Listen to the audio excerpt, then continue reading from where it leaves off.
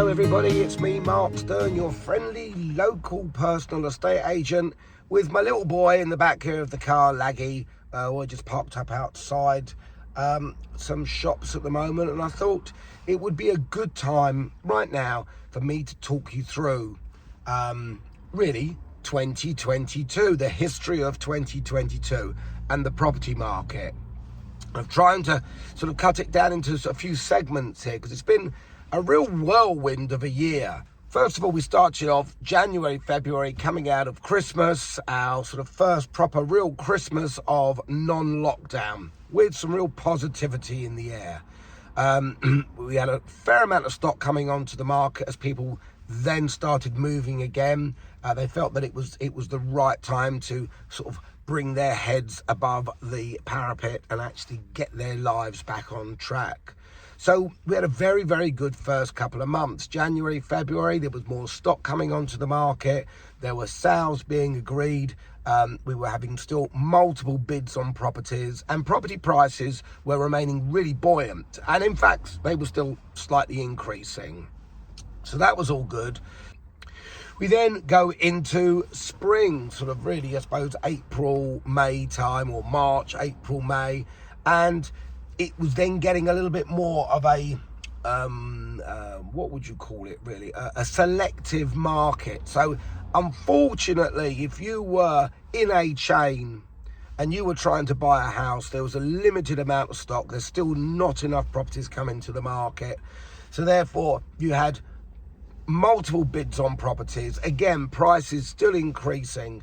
But if you were a buyer that had sold and you were looking to buy on, you were really at the bottom of the pile. People were still not that interested in buying flats. It was still houses. Flats were, there was a huge difference in demand between flats and houses. The first time buyer market was quite buoyant. People actually had some very, very healthy budgets. You know, you're talking about first time buyers looking to buy around £500,000 and above. So lots of people were going straight into houses, and flats were sort of a little bit by the wayside. And also people were trying to avoid buying leasehold properties, full stop. So that's what was going on sort of around springtime. Coming into summer, well, summer was an unusual one because everyone was away. Again, it was our first real summer. We were a year out of COVID, a year out of lockdown, actually probably a year and a half out of lockdown, proper real first summer. So loads of people were going away, but there were deals still being done and there were still people that were looking to sell. But already we were noticing real slowdowns on the times it was taking to get properties over the line. It started off at the beginning of the year that you could get something from offer to exchange of contracts within 3 months, 2.5, 3 months. That was then going up to 4, even 5 months by the summer. As I think a lot of solicitors were away on holiday, but also there seemed to be less conveyancers out there. And there were a lot of conveyancing firms that were going bust, being taken over, and there was in fact a couple of times where I had a couple of deals running which were going through nicely, and then all of a sudden get notified that the solicitors were no longer in business or they were bought out by somebody else. So there were lots of obstacles now starting to come into play, but the market was still pretty buoyant and plenty of property still coming on, and agents like myself were still feeling confident to get asking prices or thereabout asking prices on most properties. Then we come into the autumn, the famous autumn budget, and arrive Liz Truss, who really got this huge sort of huge monkey wrench, and just decided to stick it straight into the cogs as they were all turning, and everything just... And yes, and I should say, that's the end of the story. But it's not the end of the story, because all that happened then is we had this big brakes on, this seize up on what was going on, and really a new adjustment in the market. So things started to turn around a little bit from the popularity of buying houses. First-time buyers were starting to come forward. They were still getting their deals. There were still plenty of people with mortgage offers that did not want to have to renegotiate their mortgage offer. So flats now becoming more popular.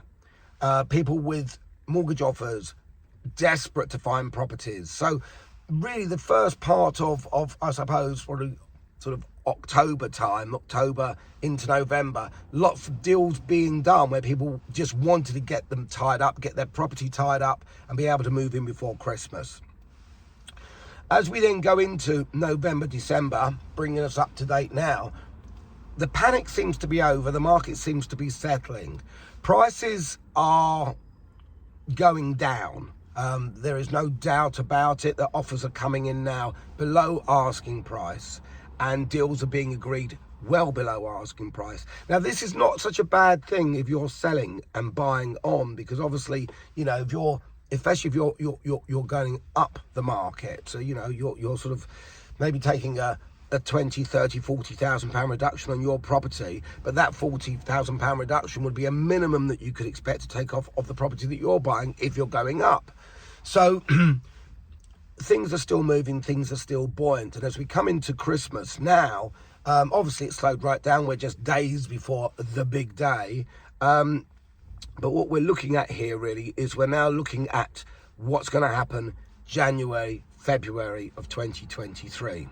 So the issues that we're coming to the end of this year with are seeming to be a little bit resolved. So mortgages seem to become easier again to get. People are getting their mortgage offers. Mortgage offers are coming through nice and quickly. Surveys are coming through very, very quickly. So that's all good. Conveyancing, there still seems to be a backlog on conveyancing, with many solicitors still struggling to meet regular normal deadlines. Everyone wants to get exchanged and completed by Christmas, or at least exchanged by Christmas. So, you know, they're working 24 hours a day at the moment, the solicitors are. But as we go into January, February, March of this coming year, what I can actually see with what's going on so far is we're going to have a lack of stock. The reason we'll have the lack of stock is because sellers, unless they have to move, are not putting their properties on the market because they don't want to accept low ball offers when a year ago they could have accepted a lot more money for their property. So it's just human nature. Unless you've got to move, you're not going to have the property on. Therefore, that will help keep the prices high. Buyers are coming in. I still recommend, if you're buying a property, if you're looking to buy a property, view everything and make an offer, because you're still going to find the seller, especially the seller that's buying on, will accept a lower offer because they know that they can have their lower offer accepted up the chain. And that works for everybody because it actually stabilizes prices.